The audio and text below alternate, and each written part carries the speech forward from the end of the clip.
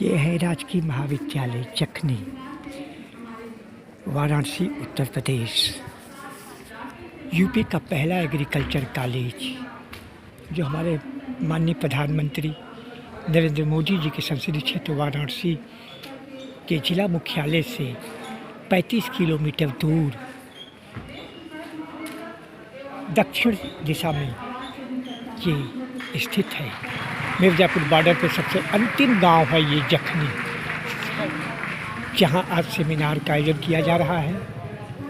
UP का ये सबसे बदनसीब राजकीय महाविद्यालय है।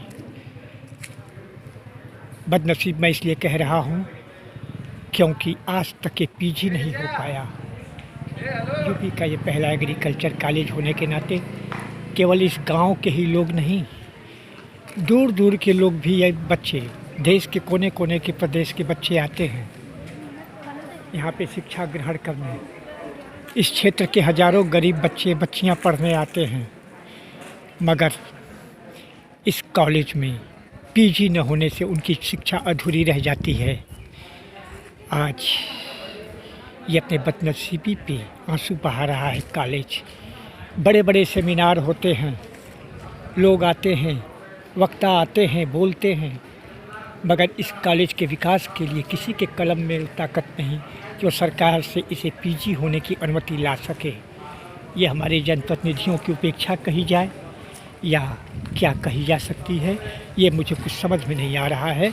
सन 1972 तत्कालीन मुख्यमंत्री स्वर्गीय पंडित कमलापति त्रिपाठी जी जब हुआ करते थे तो इसी क्षेत्र के जनप्रतिनिधि विधायक स्वर्गीय ऋषिनारायण शास्त्री जी के प्रयासों से इस कॉलेज की स्थापना की गई थी। 1972 में स्थापित ये कॉलेज राजकीय महाविद्यालय जखनी अपने बदनसीबी पे आंसू बहाता हुआ आज तक पीजी नहीं हो पाया। कितनी अजीब विडंबना है कि यूपी का ये पहला एग्रीकल्चर कॉलेज है, मगर आज तक पीजी न होना इस बात की संवेदनहीनता को दर्शाता है कि हमारी सरकार बेटी पढ़ाओ बेटी बचाओ का नारा तो देती है, मगर किसी के पास इतनी वो नहीं कि जो इस आज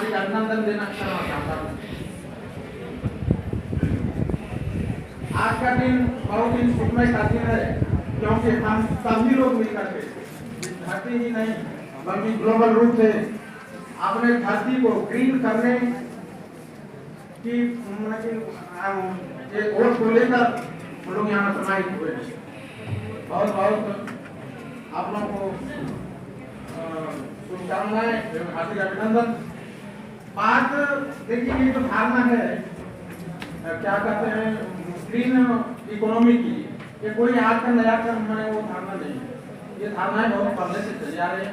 इसके विषय में बहुत सारे स्टडी मैंने हुए हैं, मतलब चेंजिंग होती आई है। इस पर ग्लोबल रूप से भी बहुत सारी मीटिंग हुई है।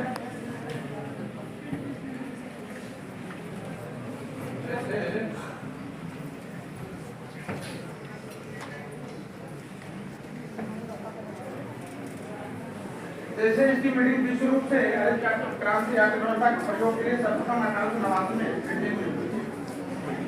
पर्यावरण विज्ञान के द्वारा वहां की सरकार को सतत विकास के माध्यम से सौंपी गई एक रिपोर्ट से किया गया था। इस रिपोर्ट में शीर्षक था हरित अर्थव्यवस्था के लिए मूल योजना, basic plan for the green economy. इसके बाद 1908 में संयुक्त राष्ट्र पर्यावरण कार्यक्रम यूएनईपी के तहत एक हरित अर्थव्यवस्था का पहल शुभारंभ किया गया, जिसका उद्देश्य पर्यावरण क्षेत्र को पर्यावरण बनाने हेतु विश्लेषण एवं नीतिगत सहयोग प्रदान करना है। 1909 में कोपेनहेगन में आयोजित संयुक्त राष्ट्र जलवायु परिवर्तन सम्मेलन में एक घोषणा की गई, जिसमें अनेक संकटों के समाधान के रूप में हरित अर्थव्यवस्था को समर्थन देने का वचन लिया गया। फरवरी 2010 में नूसा बाली, इंडोनेशिया में संयुक्त राष्ट्र पर्यावरण कार्यक्रम में मंत्री पर्यावरण में मंत्री में यह स्वीकार किया गया कि हरित अर्थव्यवस्था की अवधारणा वर्तमान चुनौतियों का समाधान कर सकती है तथा सभी राष्ट्रों को आर्थिक विकास के लाभ अवसर प्रदान कर सकती है। 2012 में रियो डी जेनेरियो ब्राजील में आयोजित संयुक्त राष्ट्र सतत विकास सम्मेलन के 2 केंद्रीय विषयों में एक विषय हरित अर्थव्यवस्था का भी रहा था। इस सम्मेलन में कहा गया था कि हरित अर्थव्यवस्था संयुक्त राष्ट्र के सदस्य देशों में सतत विकास प्रतिबद्धताओं को लागू करने वाली नीतियों को लागू करने वाली नीतियां एवं कार्यक्रमों को क्रियान्वयन एवं उपकरण है। कहने का मतलब ये हुआ कि इस पर आज कोई नया कार्यक्रम नहीं, वैश्विक लेवल पर एवं राष्ट्रीय लेवल पर इस पर अनेक संगोष्ठियां एवं कार्यक्रम और सम्मेलन होते जा रहा है, होना भी जरूरी चाहिए है, इसलिए कि कार्यक्रम को नहीं करने से फिर बातें पुरानी हो जाएगी, इसलिए उसको